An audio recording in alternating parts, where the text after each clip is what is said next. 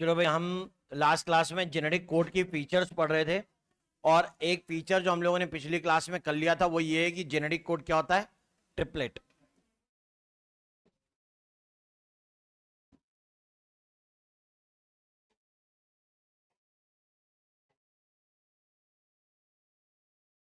तो पढ़ते पढ़ते पहुंचे थे ऐसी जगह पर जहां पे ये देखा था कि एक अमाइनो एसिड के लिए एक से ज्यादा कोडॉन पॉसिबल होते ही हैं। ठीक है, यानी आप ये लिख सकते हो कि दैट एन अमाइनो एसिड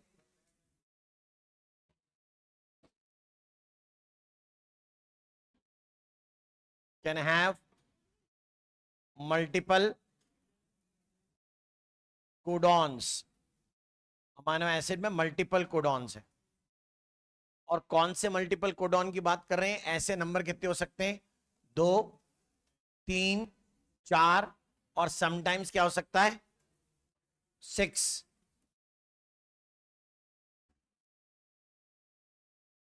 लेकिन अपने को किस पे ध्यान रखना है?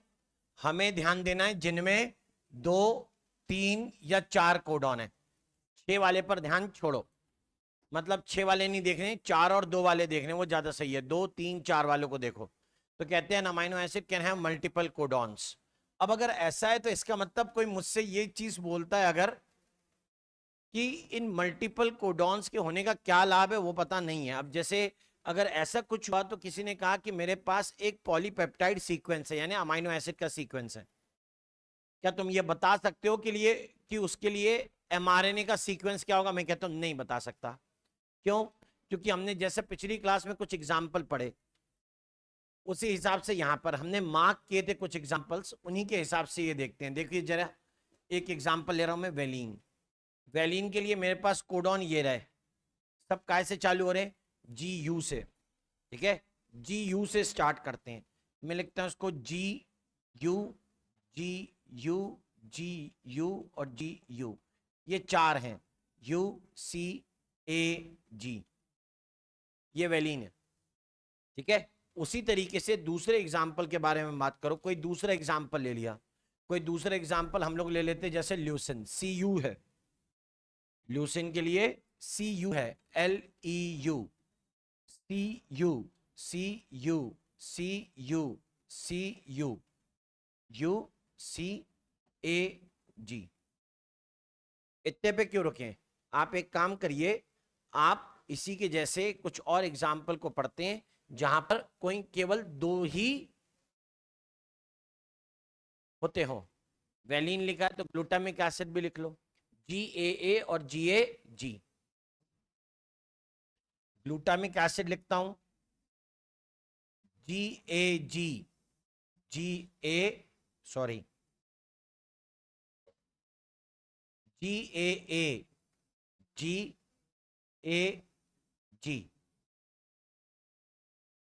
ये ग्लूटामिक एसिड के हो गए। ये क्या बना रहे हैं हम लोग? जितने भी एग्जाम्पल पढ़ रहे हैं उनमें सब में एक से ज्यादा कोडॉन है। कुछ और एग्जाम्पल कहां गया? ये रहा आर्जिनिन। आर्जिनिन के लिए CG है। ठीक है, आर्जिनिन के लिए CG है, यानी आर्जिनिन लिखा, मैंने लिखा CG, फिर से लिखा CG, फिर से लिखा CG, फिर से लिखा CG, ये लिखा UCAG। Some of the examples of amino acid which are having more than 1 codon, जिनके लिए एक से ज्यादा कोडॉन है, ऐसा कुछ। इसका मतलब मैं क्या कंक्लूड करके लिख सकता हूं? मैं ऐसा लिख सकता हूं कि that if a sequence of amino acid is given, मान ले अमाइनो एसिड का एक सीक्वेंस दिया है, सीक्वेंस ऑफ अमाइनो एसिड्स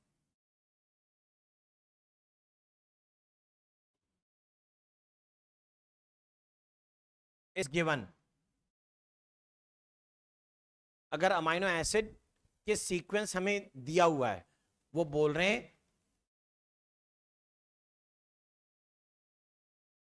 को सीधा करो,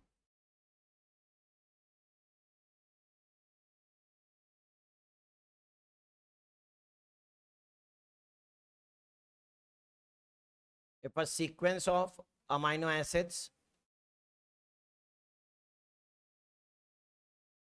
is given, and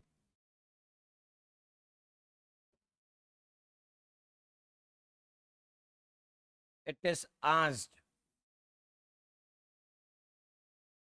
to write the correct sequence of mRNA,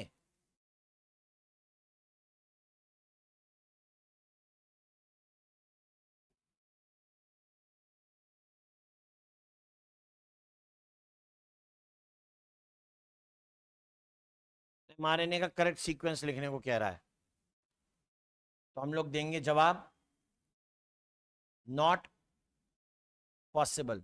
possible नहीं है। क्यों नहीं है? मुझे क्या पता कि मैं एमआरएनए में GUA लिखूं या GUG लिखूं। जिसकी बात हो रही है उस इंडिविजुअल के अंदर वैलिन के लिए GUG रिस्पॉन्सिबल है किसी जगह पर या GUA रिस्पॉन्सिबल है, हमें इस बारे में आइडिया नहीं है। ये स्टेटमेंट इस चीज को इंडिकेट कर रही है कि तुमने इतने ज्यादा कोडॉन बनाए हैं या कोडॉन के नंबर इतने ज्यादा हैं कि आप एमआरएनए का एग्जैक्ट सीक्वेंस उल्टे रास्ते चलते हुए, मतलब पॉलीपेप्टाइड से एमआरएनए के लिए बता नहीं सकते हो। तो बोलते ऐसा क्यों हुआ? वो इसे एक्सप्लेन करने की डिमांड करते हैं। यहां बात आती है क्रिक के बातों की। क्रिक कहता है कि यहां पहले दो बेसिस क्या हैं? सेम। तीसरा बेस क्या है? अलग। तो क्रिक के अकॉर्डिंगली टीआरएनए के नंबर टोटल कोडॉन के नंबर से कम होते हैं। अगर टीआरएनए के नंबर टोटल कोडॉन के नंबर से कम है तो ये कैसे पॉसिबल है कि टीआरएनए स्पेसिफिक अमाइनो एसिड को वहां पहुंचाएगा? क्रिक का मानना है कि ऐसे में टीआरएनए का एंटी कोडॉन कोडॉन के सिर्फ पहले दो बेस को पढ़ता है, तीसरे वाले को वो पढ़ता नहीं है। यानी एंटी कोडॉन के पढ़ने के समय तीसरे कोडॉन का कोई भी सिग्निफिकेंस नहीं है। तो ये तो वो वाली बात हो गई कि इतने सारे कोडॉन बनाना सबके सब क्या हो गए? बर्बाद। इतने बनाने की कोई जरूरत नहीं थी। बर्बाद होना ही क्या है? वेस्ट होने को ही क्या कह रहे हैं? डीजेनरेसी। ज्यादा बनाने का कोई फायदा नहीं था। पहुंचे इस लाइन तक, नॉट पॉसिबल तक?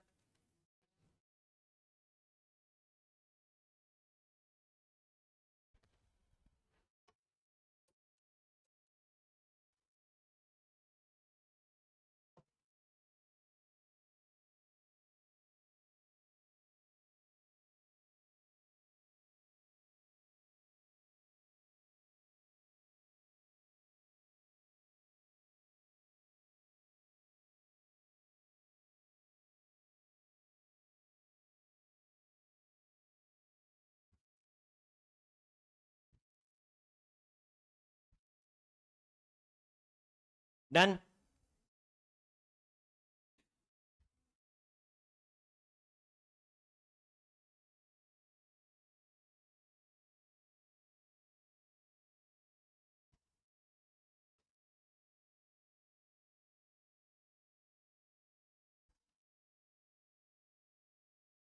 number of tRNAs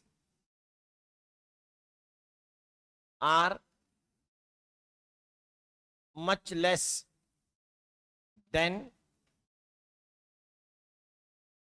the total codons for amino acids या total codons बस।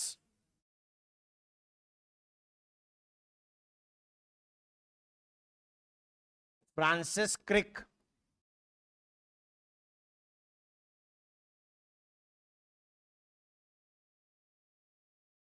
explained economic number of tRNAs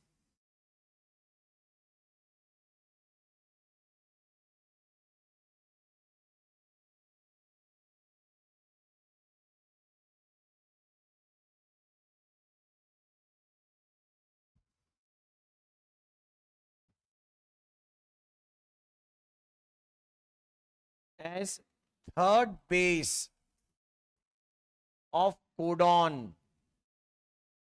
being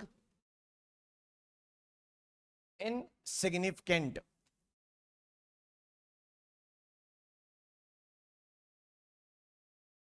in reading by tRNA।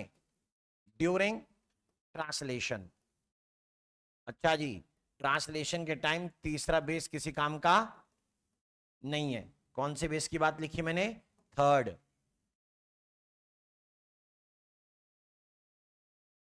The third base of codon being insignificant in reading by tRNA during translation। ऐसा इसके बारे में इन्होंने mention किया है। मैं अगर इस बात को सही भी मान लूं तो इसका मतलब ये है कि टीआरएनए ने तीसरे बेस को नहीं पढ़ा कोडॉन के, और टीआरएनए के ऊपर जो होता है उसे बोलते हैं एंटी कोडॉन। एंटी कोडॉन में भी तीसरा बेस किसी काम का नहीं, कोडॉन में तीसरा बेस काम का नहीं है, टीआरएनए के एंटी कोडॉन में भी तीसरा बेस काम का नहीं है। क्यों कह रहे हैं ऐसा? बोलते हैं इस तीसरे बेस के बारे में।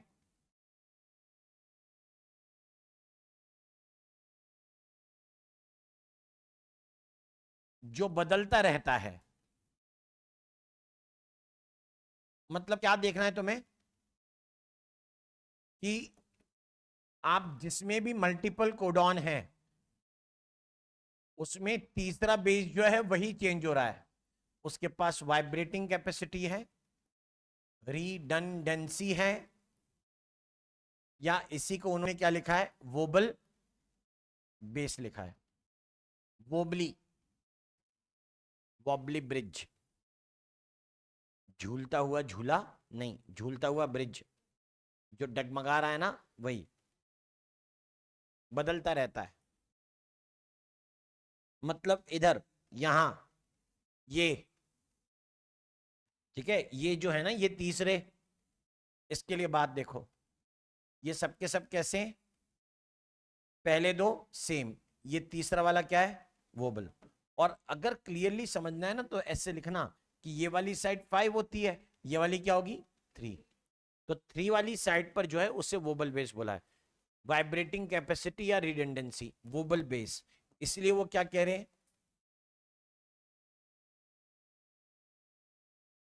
मल्टीपल कोडॉन्स तो बन गए, लेकिन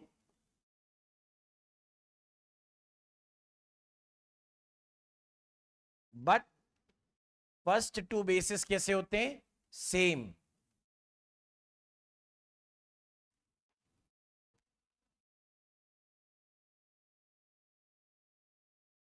केवल थर्ड बेस कौन सी साइड पर है? थर्ड बेस 3 प्राइम वाला, 3 प्राइम OH वाला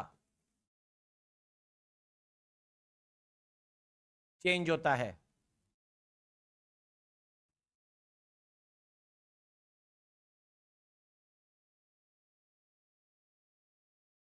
क्योंकि वो बार बार बदलता रहता है इसलिए उसकी वैल्यू नहीं है, उसकी बात में वजन है ही नहीं।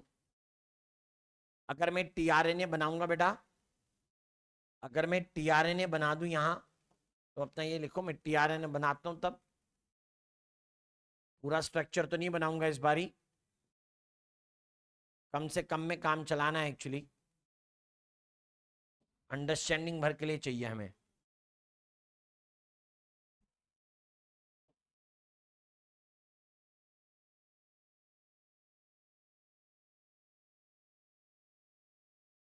ये एंटीकोडॉन लूप है, ध्यान दें, ये वाली साइड क्या होगी?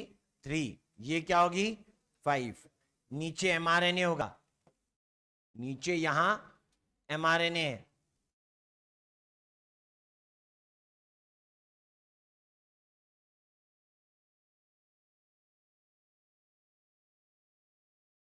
ये 5 से पढ़ा जाएगा 3 की तरफ।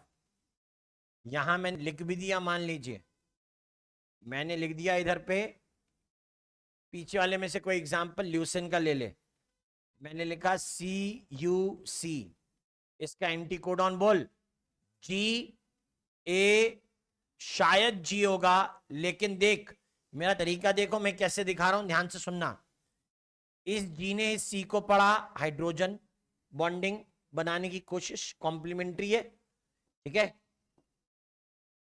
ए को C से, सॉरी ए को U से जुड़ता हुआ देखा हमने, लेकिन यहां ये जो इधर आगे बनाए हैं ना हम लोगों ने, यानी कौन? G और C, इधर पे पेयरिंग वाली बात नहीं है। यहां टीआरएनए में कौन वॉबली होगा? ये वाला हिस्सा, यहां पे वॉबली कौन है? ये वोबल है। बोला पलटी मारेगा, वोबल की स्पेलिंग गलत लिखी है मेरे ख्याल से, मैंने कही हाँ ये रही ना।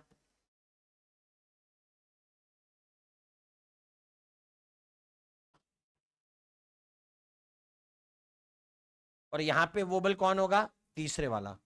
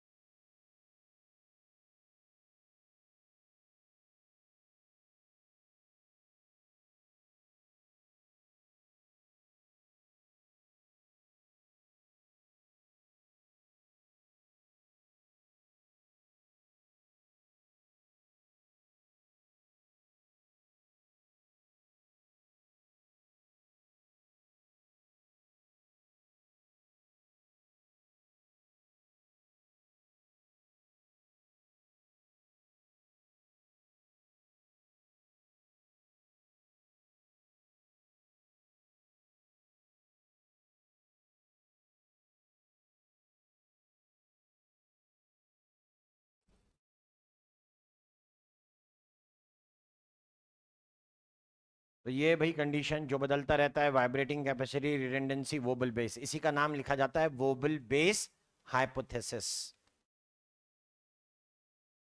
इस पूरी कहानी के लिए नाम दिया जाता है wobble base hypothesis.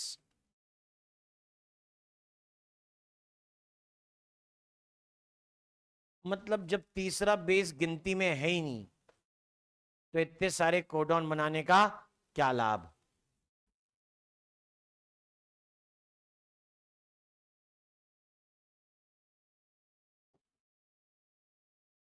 Multiple codons of an amino acid show degeneracy.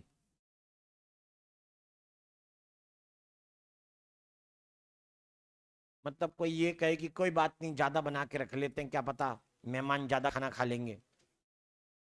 मेहमान आई कैसे? कम। हमने कहा था स्विगी जोमेटो का जमाना है, कम पड़ेगा तो तुरंत ऑर्डर कर लेंगे।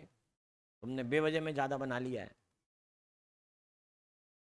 तो डिजनरेसी का मतलब, डीजनरेट होने का मतलब क्या है? खराब हो जाना। मतलब इतनी तैयारी करके इतने कोडॉन बनाए, वो क्या हो गए? बर्बाद। तो डीजनरेसी कौन दिखाएगा? वो दिखाएंगे जिनके कोडॉन कैसे? मल्टीपल। जिसके कोडॉन ही एक है, वो डीजनरेसी नहीं दिखाते। लेकिन ऐसे केवल दो ही अमाइनो एसिड हैं जिनका एक एक कोडॉन होता है, यानी एक्सेप्शन टू डीजनरेसी।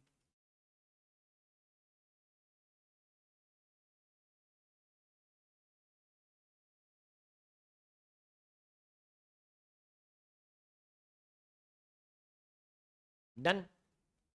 याद रखना, कोई पूछे एंटी कोडॉन में वोबल बेस कौन सी तरफ है, ठीक है, और कोडॉन में वोबल बेस कौन सी तरफ है, क्लियर रहने का, साफ सुथरा क्लियर काम होना चाहिए।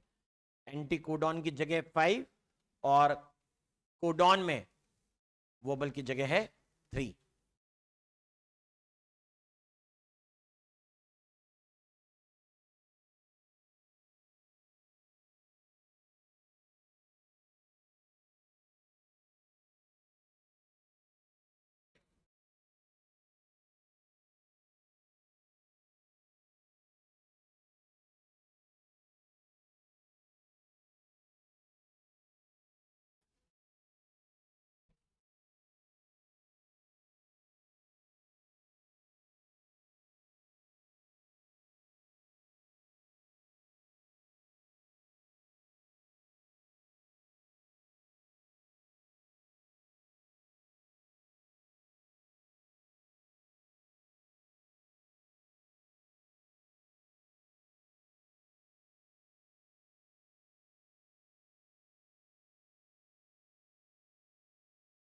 डन। लेकिन जैसा कि मैंने कहा कि एक्सेप्शन है भाई, एक्सेप्शन टू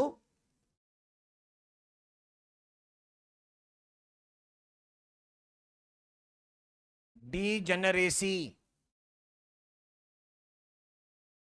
डीजेनरेसी के exceptions.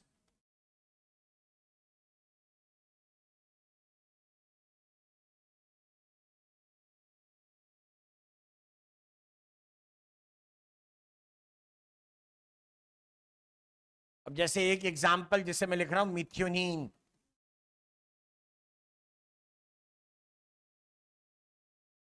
Those which have single codons, जिसमें एक ही कोडॉन है, वो सारे के सारे डीजेनरेसी के एक्सेप्शन है। एक एग्जांपल मिथ्योनीन। दूसरा एग्जांपल ट्रिप्टोफन। ढूंढो।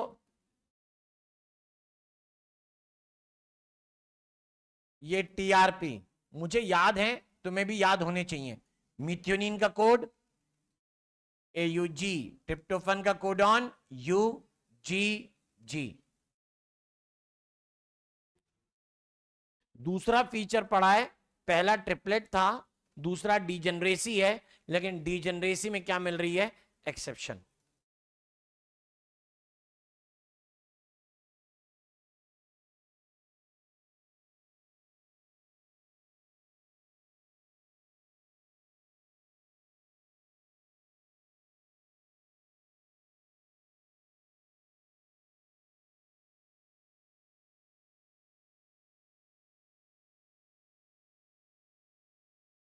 डन।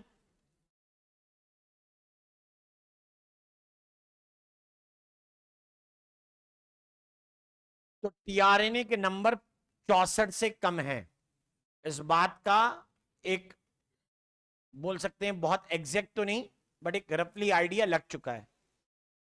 अब ऐसे में हमारे पास एक और एक नई चीज निकल के आती है कि कोडॉन्स दो तरीके के हैं, एक जो अमाइनो एसिड को कोड करते हैं, दूसरे जो अमाइनो एसिड को कोड नहीं करते।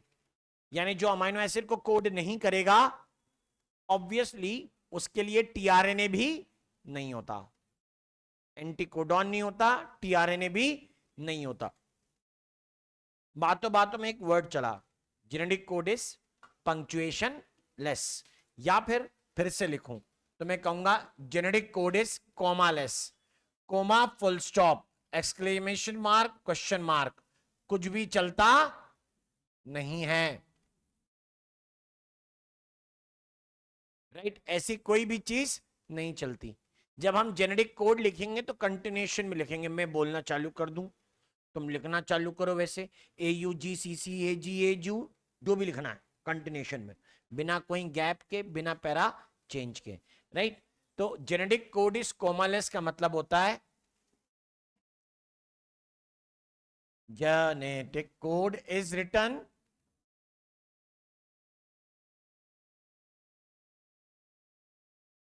And red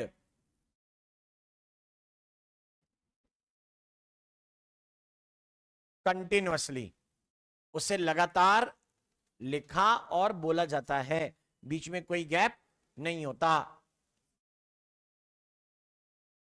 without any punctuation.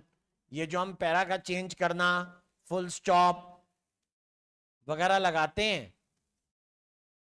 वो पंक्चुएशन कहलाता है। ये विदाउट एनी पंक्चुएशन की बात आई। मान भी लिया अगर ऐसी सारी चीजें एग्जिस्ट करती हैं, तो इसके बारे में एक बात बता दी जाती है कि दैट एक नया वर्ड निकल के आया है, उसका नाम है पंक्चुएशन कोडॉन। उसको थोड़ा सा अलग रखें। However,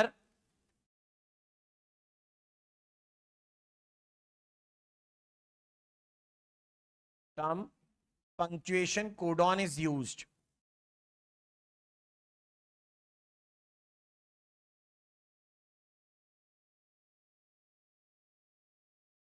लेकिन इसका पर्पस ना अलग है भाई, इसका पर्पस अलग है।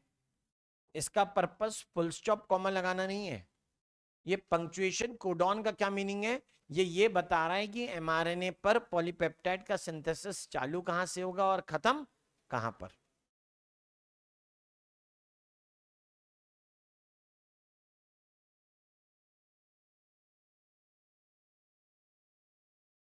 To mark flanking regions of, flanking region word याद होगा, ट्रांसलेशन यूनिट या एमआरएनए जिसे कहते हैं, यानी शुरुआत और एंड बताने के लिए। ठीक है, अगर ऐसा है तो हमारे पास पंक्चुएशन कोडॉन दो तरीके के होते हैं। एक तरीके के पंक्चुएशन कोडॉन को हम लोग कहते हैं इनिशिएशन कोडॉन, या इसी को कई बार लोग कहते हैं स्टार्ट कोडॉन। दूसरे का नाम होता है टर्मिनेशन कोडॉन।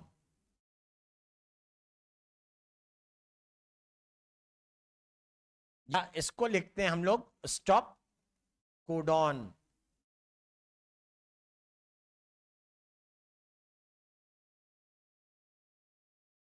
जैसे कि बताया भी गया कि स्टार्ट कोडॉन मतलब वो कोडॉन है AUG, ये कोडॉन है AUG।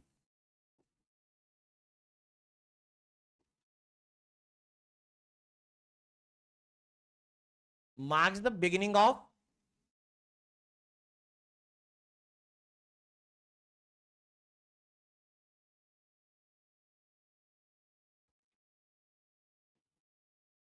Coding sequence.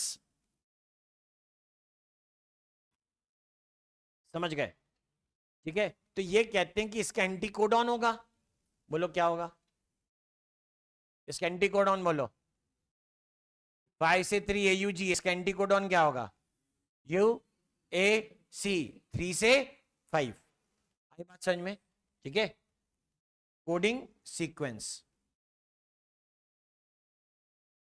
Red bye, क्या लिखूं उसको मैं? 3UAC और ये 5 प्राइम एंटी कोडॉन। और ध्यान से सुनना मैं क्या लिख रहा हूं, ऑफ, नाम लिखा है इनिशिएटर टीआरएनए, अलग ही नाम लिखा है, एनसीईआरटी में है बेटा। ठीक है, मैंने बिल्कुल ये बात नहीं कही कि ये, मैंने बिल्कुल भी ये बात नहीं कही कि ये मिथ्योनिन टीआरएनए है। ये कौन सा टीआरएनए बोला मैंने? Initiator tRNA. सच ये है कि AUG मिथ्योनिन को ही कोड करता है, लेकिन अभी जो टीआरएनए आएगा उसे हम इनिशिएटर टीआरएनए कहेंगे, मेट टीआरएनए नहीं, मिथ्योनिन वाला टीआरएनए नहीं। मतलब AUG कोडॉन के दो काम हो गए। ओहो, हम अगले फीचर पे चले गए, रुको रुको, इतनी जल्दी नहीं जाना था। इधर देखें, टर्मिनेशन कोडॉन या stop codon, any one of the three, तीन में से कोई भी एक। जैसे यू गो अवे गोपाल,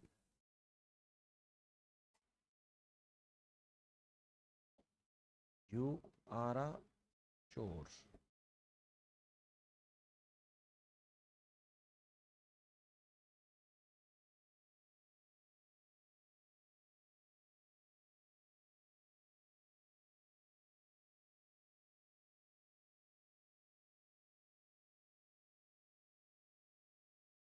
इन तीनों में से कोई भी अगर आ जाए तो ट्रांसलेशन की प्रोसेस यानी प्रोटीन सिंथेसिस वहीं रुक जाता है।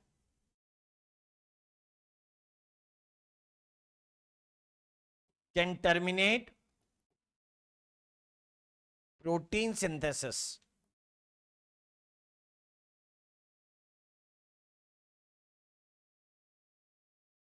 एज दे डोंट हैव, इनके लिए क्या नहीं है? तो हम लोग कहेंगे कि या तो ये कह दीजिए इनके लिए कोई अमाइनो एसिड नहीं होते। ये तो बहुत डायरेक्ट बोल दिया, इनडायरेक्ट बोल के दिखाओ। हम कहेंगे कोई टीआरएनए नहीं होता। और ज्यादा डायरेक्ट बताओ, कोई एंटीकोडॉन नहीं होता। तो रीजन पूछ रहे हैं कि इन्होंने प्रोटीन सिंथेसिस टर्मिनेट क्यों किया। कह रहे हैं इनके लिए कोई एंटीकोडॉन है ही नहीं, यानी इसे किसी ने भी पढ़ा नहीं। जब इसे किसी ने नहीं पढ़ा तो पूरा का पूरा काम क्या हो गया, बंद। समझे, पूरा का पूरा काम वहीं पर बंद हो जाएगा। देखिए गजब नहीं है, यूजीए क्या है, नॉनसेंस कोडॉन या स्टॉप कोडॉन है। ठीक है, ध्यान से सुनो, इसको नॉनसेंस भी कहूंगा, अगले पेज पे लिखूंगा। ये नॉनसेंस कोडॉन है, जबकि यूजीजी क्या था, ट्रिप्टोफन था ना, यानी सेंस कोडॉन था।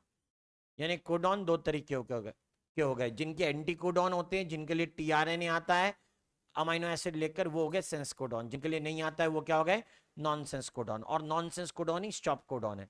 यार टीआरएन तो पहले दो बेस पढ़ रहा था ना, यूजी पहले दो बेस पढ़ रहा था ना, यूजी अलग अलग कैसे किया,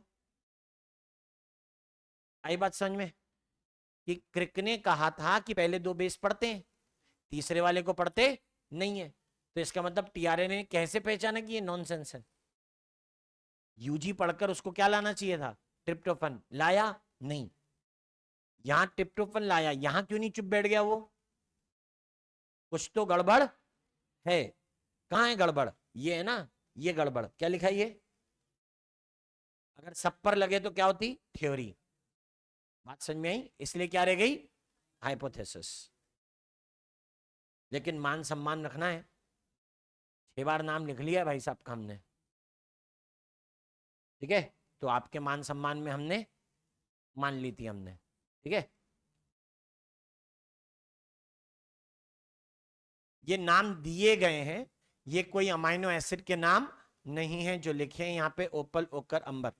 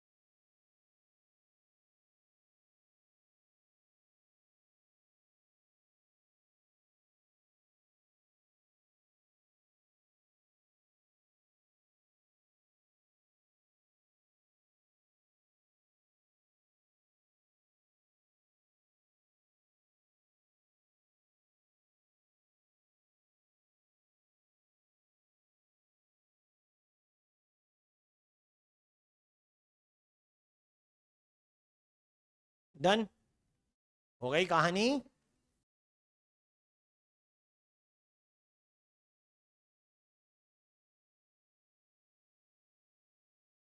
सुनिए क्या बात कही मैंने, इसका मतलब है कि जितने कोडॉन हुए उनमें से 3 तो किसी अमाइनो एसिड के लिए कोड नहीं करते, तो 64 को 2 ग्रुप में बांट दो।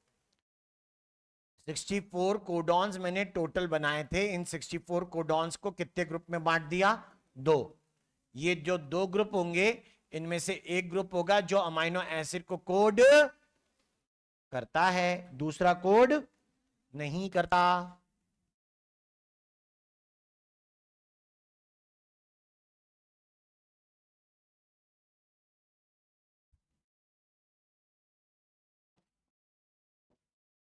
राइट, तो 64 कोडॉन में से हमने कहा कि 61 codons that code for amino acids are also called, उनको क्या कहेंगे हम लोग, सेंस कोडॉन्स। इनको हम लोग सेंस कोडॉन भी कहते हैं। इधर दूसरी तरफ कितने कोडॉन बच गए, 3 codons that do not code for, जिसका किसी से लेना देना नहीं है, किसी अमाइनो एसिड से मतलब नहीं होता।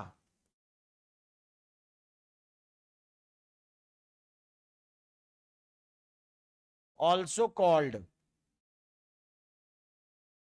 Non sense codon. इससे पहले हम एक शब्द पढ़ चुके हैं, उसका नाम एंटी सेंस था, और तुम्हारे मुंह से नॉनसेंस निकला था। मैंने कहा था गलत। नॉनसेंस का मतलब नहीं होता, एंटी सेंस का मतलब होता है।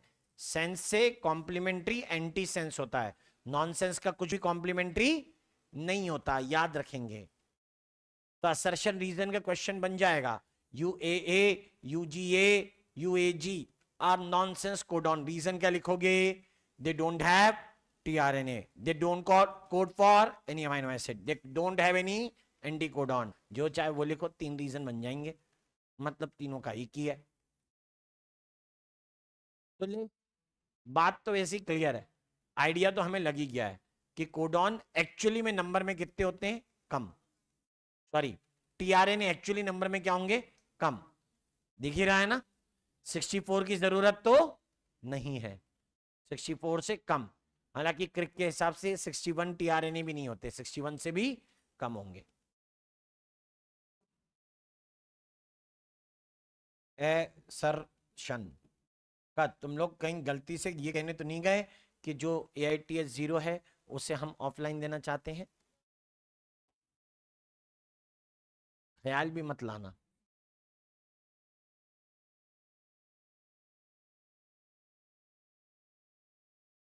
UAA, UAG, UGA are called non sense codons.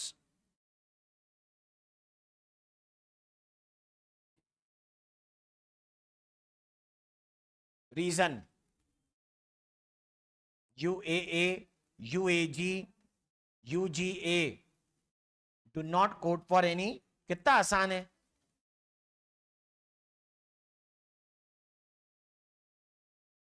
Amino acid and are both are true, R is correct explanation of A। ठीक,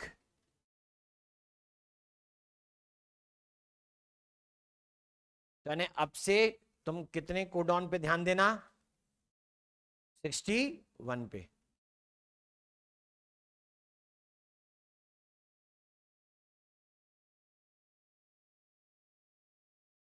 और ये जो 61 की बात हम लोग करते हैं या 64 की बात करते हैं, वो ये कहते हैं कि आज ये संभव हो पाया है कि हम अपने पॉलीपेप्टाइड को बैक्टीरिया में सिंथेसाइज करवा पाएं। कैसे पॉसिबल हुआ? बोला इसका मतलब मेरी बॉडी में जो कोडॉन किसी अमाइनो एसिड को रिप्रेजेंट करते हैं, वही सेम बैक्टीरिया में भी हो सकता है। यानी जैसे ह्यूमन इंसुलिन की पेप्टाइड चेन्स हमने बैक्टीरिया में बना ली हैं, ये कैसे पॉसिबल हुआ कि बैक्टीरिया में और मेरे अंदर कोडॉन कैसे हैं? सेम। अमाइनो एसिड जो रिप्रेजेंट हो रहे हैं वो कैसे हैं? सेम। इसे कहते हैं यूनिवर्सलिटी ऑफ जेनेटिक कोड। ठीक है, बायोटेक्नोलॉजी पूरी इसी बात पे तो डिपेंड करती है, जिसे जीन क्लोनिंग कहते हैं। नहीं तो कोई ऐसा कुछ कर ही नहीं पाता। अब अगर कोई कहे कि अरे यार दवाई तो नॉन वेजिटेरियन है, होती है। कई दवाइयां होती है जो कौन से ओरिजिन की होती है? एनिमल। मतलब कुछ कंपाउंड होते हैं जो हमारी बॉडी में हमें जरूरत है, अब हम एनिमल हैं। ठीक है, और प्लांट ऐसी चीजें बनाता ही ना हो। अब जैसे एल्बुमिन, नाम सुना है? एल्बुमिन ब्लड में रहती है। ठीक है, अब ये जो एल्बुमिन होते हो प्लांट में बनती ही नहीं है, या तो तुम्हारे अंदर बनेगी या तुम जिस चीज को खाओगे जो नॉन वेजिटेरियन सोर्स है वहां से आएगी। अगर किसी की बॉडी में बननी बंद हो गई तो अब वो चाहे पालक खाए, ठीक है, या सरसों का साग, उससे एल्बुमिन नहीं मिलने वाली। सोयाबीन क्यों ना खा ले, उससे भी एल्बुमिन नहीं मिलेगी। उससे लगेगी क्या? Serum albumin. कहां के ओरिजिन की है? एनिमल ओरिजिन की है, एनिमल से निकाली गई एल्बुमिन है। या कम से कम क्या? अंडा।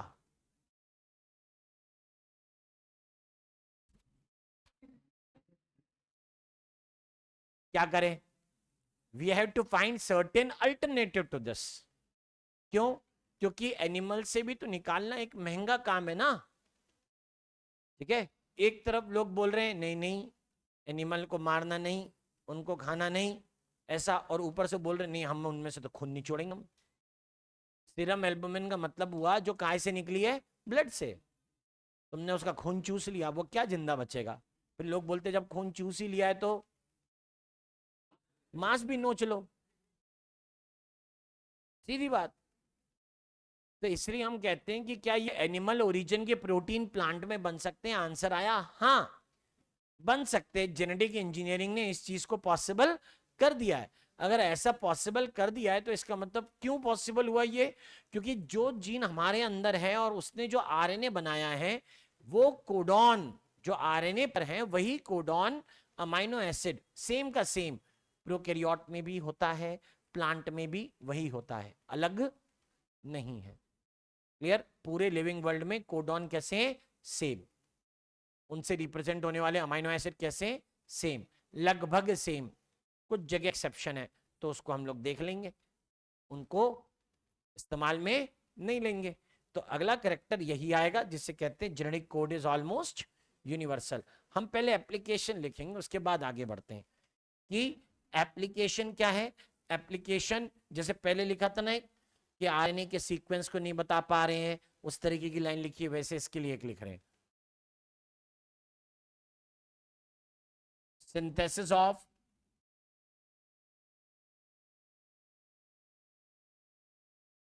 इंसुलिन पेप्टाइड चेन्स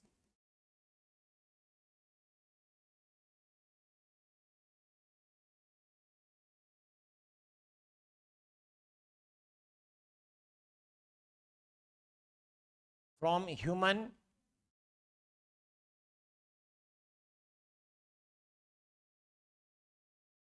नहीं, मजा नहीं आया। इसको होना चाहिए सिंथेसिस ऑफ ह्यूमन इंसुलिन। कम शब्दों में लिखें, ज्यादा सही है। Synthesis of human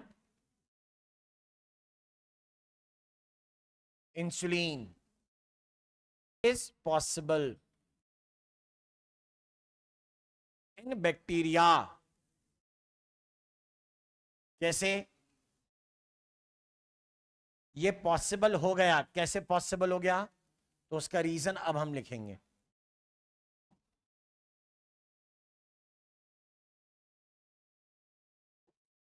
genetic code is nearly universal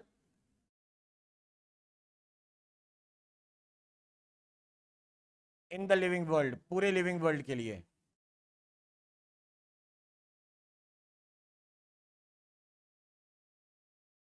तो पूरे लिविंग वर्ल्ड के लिए ये जो जेनेटिक कोड की बात आती है वो लगभग यूनिवर्सल मानी जाती है। सब में कैसी है? सेम। ऊपर एग्जाम्पल है, इसे असर्शन लेना, नीचे वाले को क्या लेना? रीजन। ये फैक्ट हो गया। चलो अगर ऐसा है तो हम कहते हैं कि क्या ये हमेशा होगा? हम कहते हैं ना, इसका एक्सेप्शन पॉसिबल है। जहां जहां एक्सेप्शन आएगा मैं लिख दूंगा, मैं लिख दिया करूंगा exception. Exception to universality of genetic code.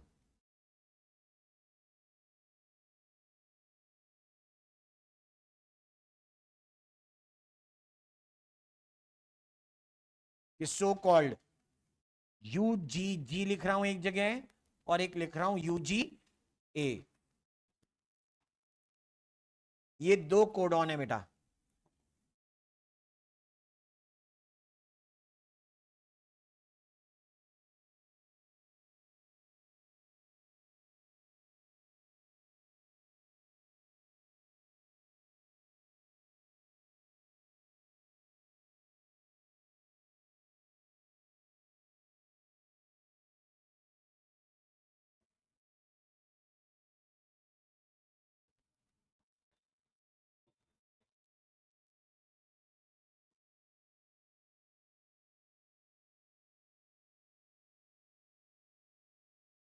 अभी ध्यान से सुनिए।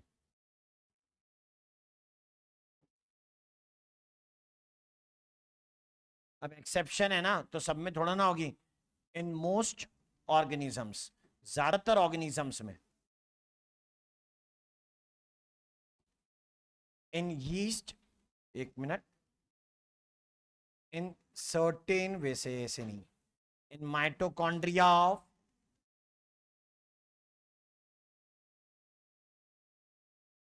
certain protist, comma yeast.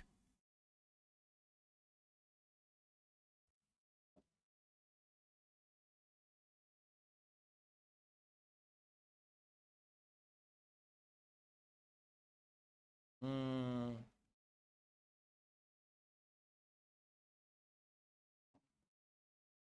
लंबा बन गया भाई। देखो, कहते हैं in most organism UGA is acting as what, stop codon. UGA stop codon होता है, इस बात में कोई शक है ही नहीं। और यूजीजी क्या होता है, ट्रिप्टोफन, ये सेंस कोडॉन है, ट्रिप्टोफन को रिप्रेजेंट करता है। लेकिन उल्टा हो गया, माइटोकॉन्ड्रिया और सर्टेन प्रोटिस्ट में, यीस्ट में यूजीए क्या हो गया, ट्रिप्टोफन हो गया है, और यूजीजी क्या हो गया है, स्टॉप कोडॉन। लो, फंस गए।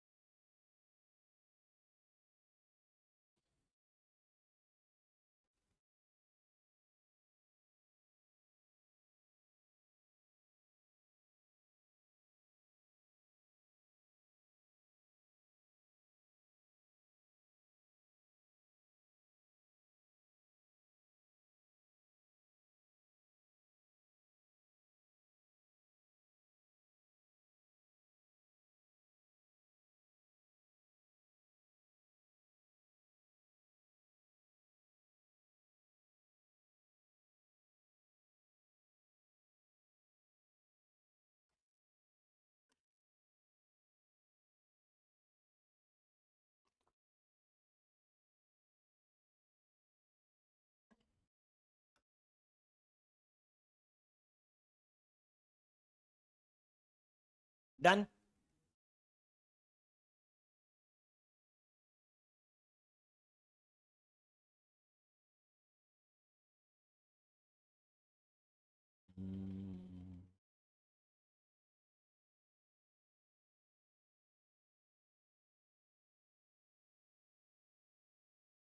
दूसरा, अगर सब में एक ही जैसा फंक्शन उसको करना है किसी कोडॉन को, तो ये यूनिवर्सलिटी तो है ही, लेकिन एक और एक बात सुनो, इसका मतलब है कि वो अपना फंक्शन बदलता नहीं है, यानी वो प्रिडिक्टेबल है। बात समझ में आए, प्रिडिक्टेबल का मतलब क्या होता है, जिसके बारे में आप सर्टेन हो कि वो बदलेगा नहीं, तो उसे हम लोग कहते हैं नॉन एम्बिगुअस। एम्बिगुअस का मतलब दोगला, एमबी मतलब जिसका डबल पर्पस होता हो, उसे एमबी आई कहते हैं, राइट। तो हम ये कह रहे हैं कि कोडॉन इसका मतलब बदलता नहीं है। कोडॉन एक ही काम करेगा, अगर उसे अमाइनो एसिड को कोड करना है तो अमाइनो एसिड को ही कोड करेगा, इसके अलावा उसको और कोई काम नहीं है। और जब उसको कोई और काम नहीं है, तो इसका मतलब ये डन हो गया कि genetic code is non ambiguous, कि वो यूनिवर्सल तो है, साथ साथ में नॉन एम्बिगुअस भी है।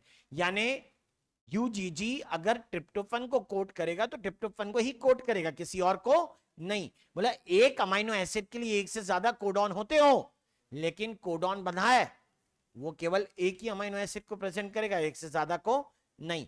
अब आई बात समझ में कि अगर तुम्हें एमआरएनए का सीक्वेंस दिया है, तो क्या तुम पॉलीपेप्टाइड का सीक्वेंस बता सकते हो? आंसर है यस। कोई डाउट तो नहीं होगा? नहीं। क्यों? क्योंकि कोडॉन पलटता नहीं है। बात समझ में आई? कोडॉन पलटता नहीं है। तो ये आता है genetic code is non ambiguous. एक के बाद एक जोड़ना पड़ता है, ठीक है। नॉन एम्बिगुअस का मतलब होता है without any doubt, undoubtful. Non ambiguous माने अनडाउटफुल वाली बात, कोई शक नहीं, ठीक है।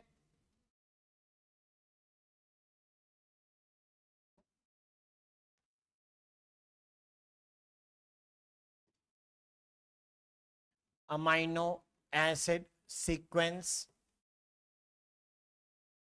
in the polypeptide chain, can be predicted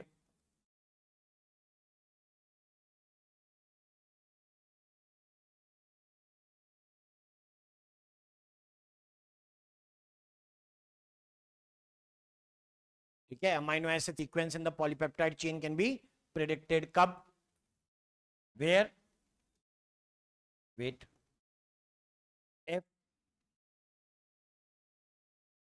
base sequence on mRNA, यानी क्या, कोडॉन्स बोलूंगा इसको,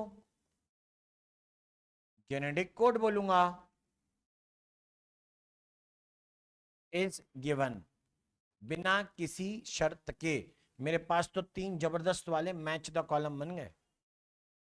नीट उस तरीके से नहीं पूछता, लेकिन कॉमन सेंस ऐसे ही पूछता है कि मुझे ये बताइए कि आपको पॉलीपेप्टाइड का सीक्वेंस दिया है, क्या आप एमआरएनए का एग्जैक्ट सीक्वेंस बता पाएंगे? हमारा जवाब होगा नहीं। कारण होगा डीजनरेसी ऑफ जेनेटिक कोड, कि पता नहीं, तो जो तुमने कोड लिखा है, सॉरी, जो अमाइनो एसिड वैलिन लिखा है, उसके लिए उस व्यक्ति के अंदर कोड GUG है या फिर GUU है, हमें पता नहीं है। कुछ भी हो सकता है दोनों में से, 4 तरीके के हो सकते हैं ना, वैलिन के तो 4 कोडॉन है, सब कैसे चालू होते हैं, GU से। प्रॉब्लम हो जाएगी। एग्जैक्ट एमआरएनए लिख पाना पॉसिबल नहीं है, लेकिन एमआरएनए से एग्जैक्ट पॉलीपेप्टाइड लिख पाना पॉसिबल है। अभी शक नहीं आ रहा है, शक अब आएगा, रुक जाओ। ठीक है, शक कहां लाना है मैं लाता हूं, रुकिए। अभी सिर्फ इतना लिखा है कि अमाइनो एसिड का सीक्वेंस बता दूंगा अगर एमआरएनए का सीक्वेंस दिया है, क्योंकि जेनेटिक कोड फिक्स है, वो चेंज नहीं होता। यानी एक codon, a codon is non ambiguous,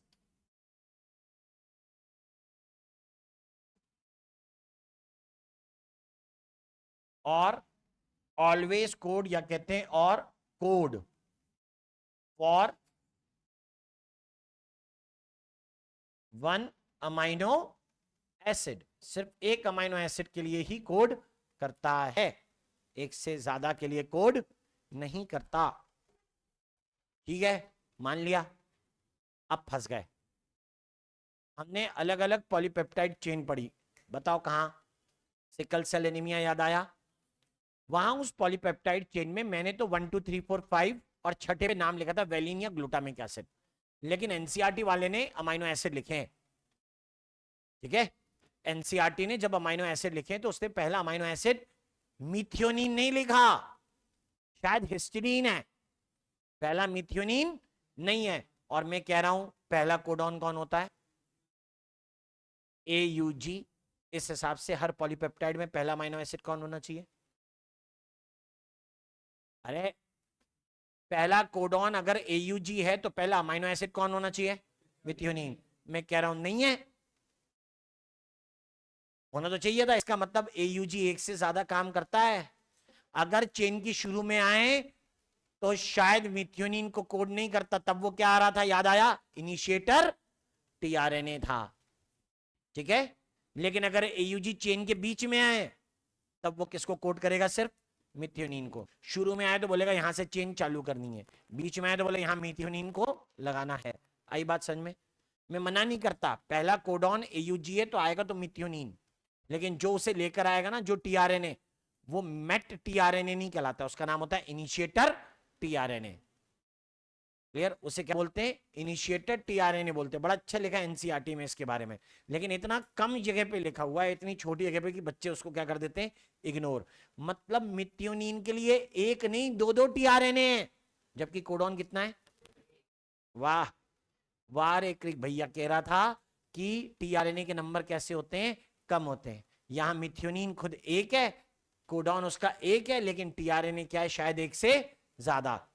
और ये पता भी लगा बाद में कि initiated tRNA structurally met tRNA से क्या होता है? अलग। तो यानी AUG ऐसा कोडॉन है जो क्या शो कर रहा है? Ambiguous nature. पहले आएगा तो इनिशिएटर, बाद में आएगा तो इलोंगेशन। क्लियर बात? एक्सेप्शन बताना है, बताते हैं, लिखते हैं। Exception to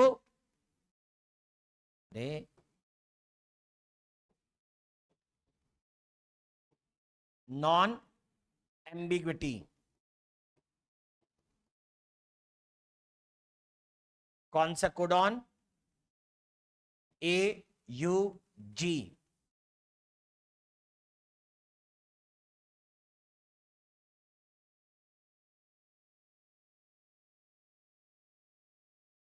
present at the beginning of हर एक mRNA।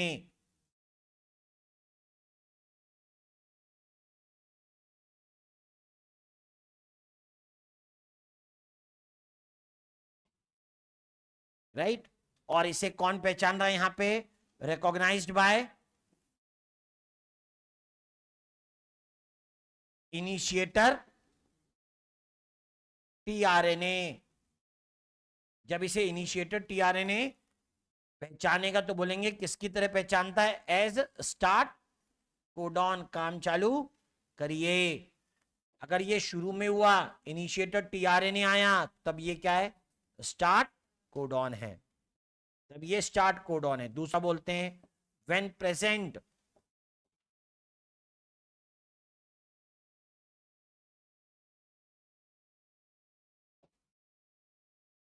With in the sequence, जब सीक्वेंस में कहीं है तो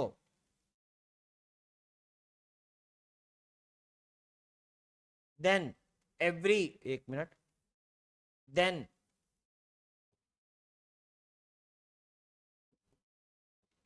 इट इज रिकॉग्नाइज्ड बाय, तब इसे कौन पढ़ रहा है? तब उसका नाम लिखूंगा मैं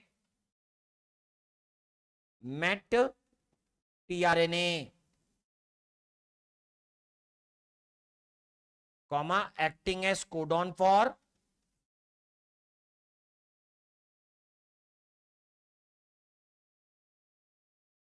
मिथियोनिन। लो जी, बदल गया काम। ये तो दो तरीके से काम कर रहा है। स्टार्ट कोडॉन हो सकता है, या क्या हो सकता है? मिथियोनिन का कोडॉन हो सकता है। कैसे याद रखोगे? आधी सी लाइन में याद रखना है। कोई ज्यादा तुमसे होशियार मिले, वो अगर सवाल पूछे कि नॉन एम्बिगुअस का एक्सेप्शन, बोला AUG है, बोला कैसे, बोला बस इतना समझ ले कि हर पॉलीपेप्टाइड चेन में शुरुआत में मिथ्योनिन अमाइनो एसिड नहीं होता, लेकिन हर mRNA में शुरुआत में कौन था? AUG। तो बता, अगर हर mRNA में शुरुआत में AUG था, तो पॉलीपेप्टाइड की चेन में से मिथ्योनिन क्यों गया? होना चाहिए था ना। मतलब AUG ने कुछ और काम किया है, समझे? वो सिर्फ मिथियोनिन को प्रेजेंट नहीं करता, वो कोई और काम भी कर सकता है।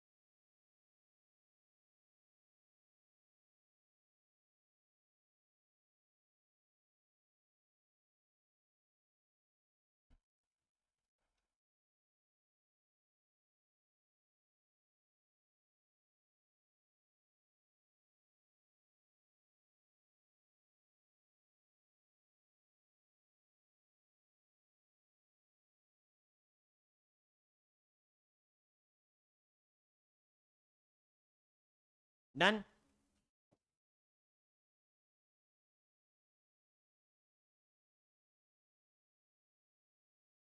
ये चारों दिए एनसीईआरटी में, कितने? ट्रिपलेट। दूसरा पढ़ा हम लोगों ने डिजनरेसी, तीसरा पढ़ा पंक्चुएशन लेस या कॉमा लेस, और चौथा लिखा नॉन एम्बिगुअस। इनमें से ट्रिपलेट को छोड़कर बाकी सबके क्या है? एक्सेप्शन। डिजनरेसी का एक्सेप्शन, नॉन एम्बिगुअस का एक्सेप्शन, यूनिवर्सलिटी का एक्सेप्शन। दो और हैं, एनसीईआरटी में नहीं है, लेकिन पीवाईक्यू में आए हुए क्वेश्चन और पता रहना चाहिए, क्योंकि वो ज्यादा इंटरेस्टिंग है। एक, जिसे लिखेंगे जेनेटिक कोड इज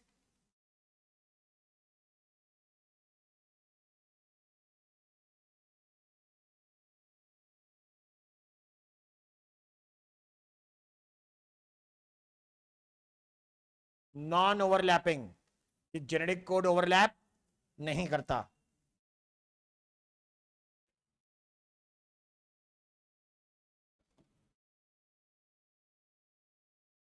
अब इसका क्या मतलब हुआ वो भी जानो, ठीक है। हालांकि हम एक और कर चुके हैं, पंक्चुएशन लेस तो कर लिया, वो भी कॉपी में, सॉरी एनसीईआरटी में है नहीं कॉमा लेस वाला, लेकिन हमें पढ़ना था। इसको देखो, genetic code is non overlapping का मीनिंग क्या होता है? ओवरलैप करने का मतलब क्या होता है, ध्यान से सुनो। एक शब्द लिखा है, उसका नाम है कैट, CAT, कैट। इससे कोई और शब्द बना सकते हो जिसका मतलब मिले? आप एक और एक वर्ड बनाओगे, उसको बोलोगे एट, क्या मतलब हुआ इसका? आपने एक नया शब्द बनाया, उसमें सी को क्या कर दिया, छुपा दिया। बात समझ में आ रही है? आपने सी को छुपा दिया, एक नया शब्द क्या बन गया, एट। अच्छा, कैट का एट का दोनों का मतलब होता है, लेकिन अलग अलग होता है ना। यानी अगर ऐसी ही ओवरलैपिंग बेस सीक्वेंस में होती हो तो अमाइनो एसिड क्या हो जाएंगे, बदल जाएंगे। मान ले हमने एक सीक्वेंस लिखा है जो 9 बेस लंबा है, कितना, 9 बेस, कितने कोडॉन हो गए, 3। कितने अमाइनो एसिड आ सकते हैं, 3। लेकिन बोल रहे हैं ये ओवरलैपिंग है। कैसे पता लगा कि 3 अमाइनो एसिड नहीं आए, 3 से ज्यादा अमाइनो एसिड आए? जब पॉलीपेप्टाइड में अमाइनो एसिड के नंबर कोडॉन के नंबर से काफी ज्यादा निकलने लगे, तब लगा कि पक्का बेस सीक्वेंस कैसा है, ओवरलैपिंग। ऐसा हुआ फ्रेडरिक सेंगर की डिस्कवरी में, जब उन्होंने 5X174 फेज का जीनोम स्टडी किया था। छोटा जीनोम है, 5386 न्यूक्लियोटाइड, सिंगल स्ट्रैंडेड DNA होता है उसमें। उसमें उसने देखा कि जितना लंबा पॉलीपेप्टाइड बनता है, या जितने पॉलीपेप्टाइड बनते हैं, उनकी कुल लंबाई 5X174 के जीनोम से बहुत ज्यादा है। बोला ये तभी पॉसिबल है जब ओवरलैपिंग होती हो, बिना ओवरलैपिंग के पॉसिबल नहीं है, यानी एक्सेप्शन मिल गया। नॉर्मली ऐसा नहीं है। Clear? Genetic code is non overlapping, यानी आप लिखते हैं that base sequence is linear and non overlapping. ये सीधी लाइन है, लेकिन मुझे इंटरेस्ट किसी और चीज में है, उससे हम लोग कह रहे हैं एक्सेप्शन। एक मिनट रुको, जरा यहां पे इसके बेसिस पे एक क्वेश्चन बता दूं। फॉर एग्जाम्पल, अगर किसी ने कहा बेस सीक्वेंस की लंबाई दी गई है, बेस सीक्वेंस की लंबाई किसी ने दी, लिख दिया कितना, 18 बेसिस। तो मैं 18 बेसिस को क्या लिखूंगा, कितने कोडॉन्स, बोलो, ऑलमोस्ट, डिवाइड बाय 3 करो ना, कितने, 6 कोडॉन्स, यही ना। तो मैं कहता हूं यहां पे पॉलीपेप्टाइड में कितने बेसिस, सॉरी पॉलीपेप्टाइड में कितने अमाइनो एसिड आएंगे, कितने अमाइनो एसिड आ सकते हैं, पॉसिबली कितने, 6, पॉसिबली 6 अमाइनो एसिड्स। ये तब जब कोई ओवरलैपिंग नहीं है, कोडॉन के नंबर अमाइनो एसिड के नंबर के बराबर हो सकते होंगे। ठीक है, मैंने लिखा है ऑलमोस्ट, पॉसिबली, मतलब सारी संभावनाएं सोच के। अब हमने कहा कि बीच में आ गई क्या, एक्सेप्शन।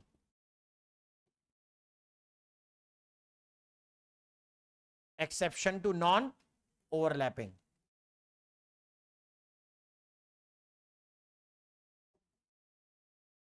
इन 5X174 बैक्टीरियोफेज। जीनोम आप पढ़ चुके हो, उसका फेज है भाई।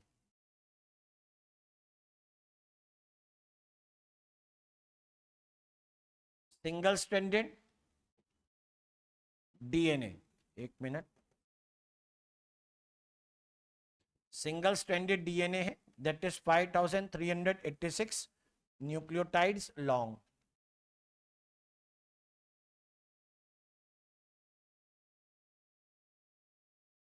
As discovered by Sengar.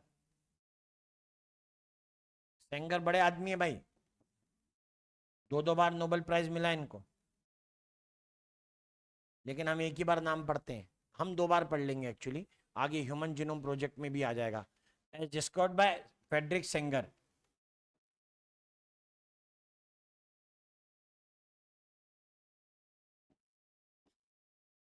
Overall length of polypeptide is greater than length of mRNA।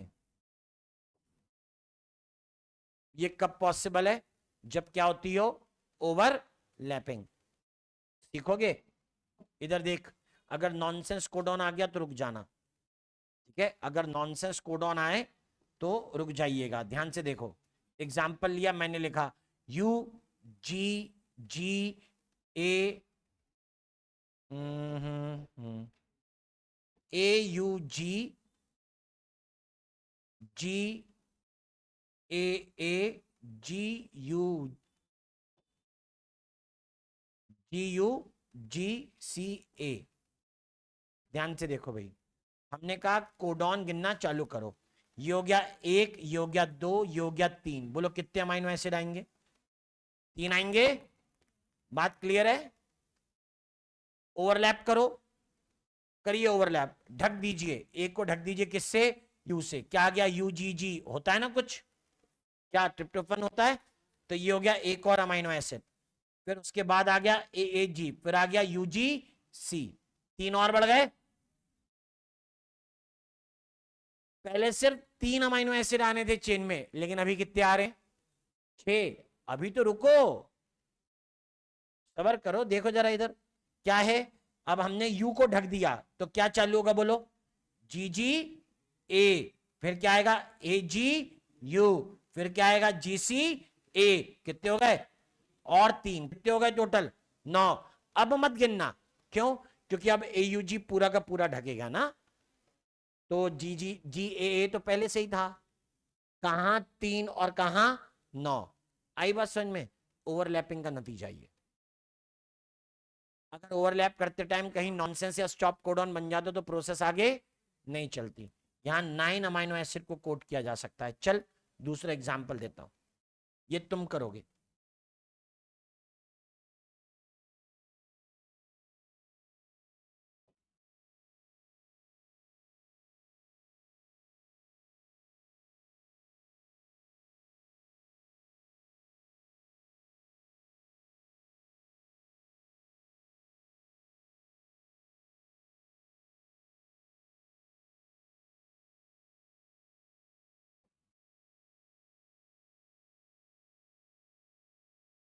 Count कर बेटा जल्दी से, करो काउंट फास्ट। दूसरे वाले के लिए काउंट करो, लिख के करो, लिख के, गलत करोगे।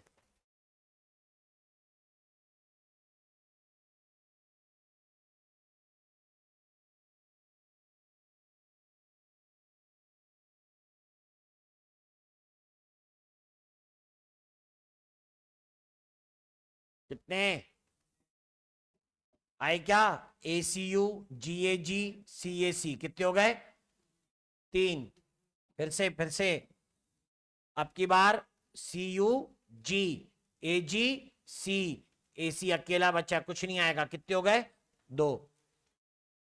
यही है ना? ऐसी आ रहा है। अगला देखो, अब किसको ढक दो? सी को। सी को ढक दिया तो क्या आया? क्या आया? और यूजीए से कुछ भी नहीं आता तो क्या हो गया? 0। 6 कहां से? क्या आएगा? यूजीए मतलब नॉन सेंस कोडॉन, काम यहीं पर ही बंद, ना उसके लिए ना उसके बाद किसी के लिए। राइट? देख लो भैया ओवरलैपिंग का नतीजा।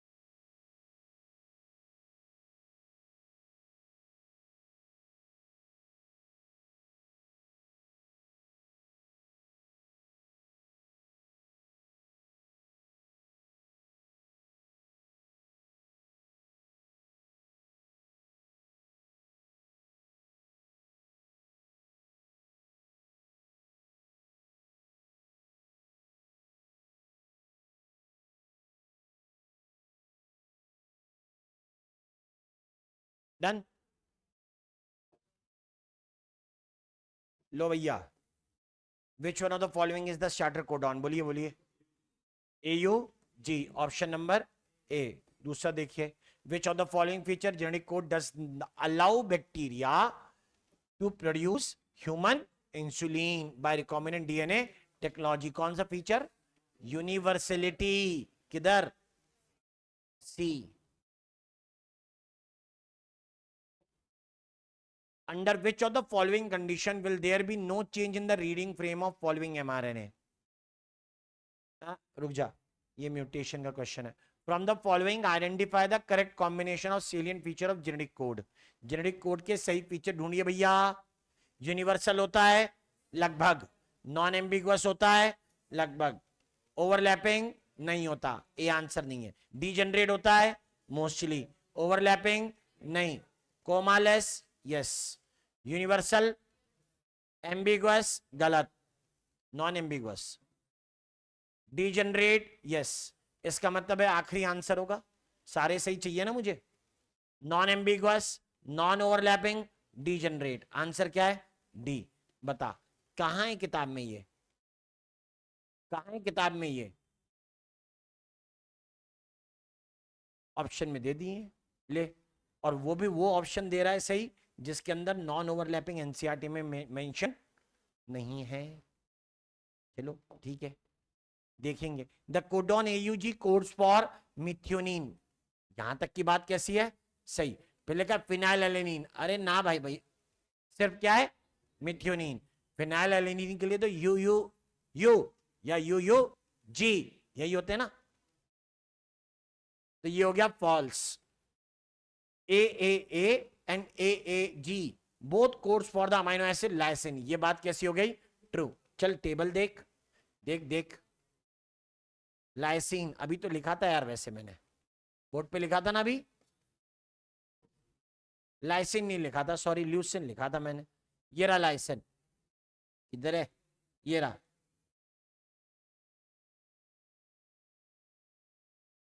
सही है मतलब वो क्वेश्चन नहीं, सेकंड स्टेटमेंट सही दिया है। ओके, तो इसका मतलब है ए, सॉरी फर्स्ट गलत, सेकंड सही, answer D. Against the codon 5 prime AU, sorry UAC codon लिखा है। What will be the sequence of anti codon? तो भैया एंटी कोडॉन क्या होता है?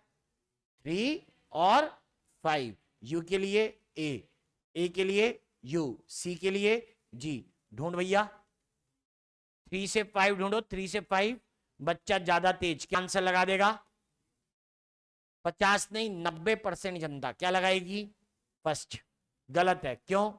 देख देख, एंटीकोडॉन 3 से 5 होना चाहिए ना, ढूंढो ना 3 से 5 AUG कौन है? ये तो टी है, ये तो टी लिखा है, डायरेक्शन छोड़, टी तो टीआरएनए में आता ही नहीं, उसके नाम में, बेस में नहीं। जीटीए ये भी गलत है पूरा। बच्चे कौन से? ए और डी, आंसर AUG5, यही है ना answer. The salient feature of genetic code are, सब इकट्ठे एक लाइन में दे दिए एक ही क्वेश्चन में। कोड इज पैलिंड्रोमिक, गलत। पैलिंड्रोमिक का मतलब होता है उल्टा सीधा एक समान, ठीक है, ये ऐसा नहीं है। देख लो UAA, तो उसको उल्टा पढ़ो, AAU। कहां पैलिंड्रोम है? पैलिंड्रोम का मतलब होता था जो यहां से चले वही दूसरी तरफ से आना चाहिए, जो 5 से 3 हो, 3 से 5 भी वैसा ही आए। आई बात समझ में? UGA act as initiator codon, गलत। क्या होना चाहिए था? AUG। The code is unambiguous and specific, सही है। The code is nearly universal, सही है। तो इसका मतलब सी और डी हो गए सही। कहां है सी और डी? Fourth option. नेक्स्ट जो आएगा वो आएगा इसके बारे में बाद में, म्यूटेशन पढ़ेंगे अपन नेक्स्ट में। एक बार म्यूटेशन पढ़कर आइएगा, म्यूटेशन और बाद में सारी चीजें।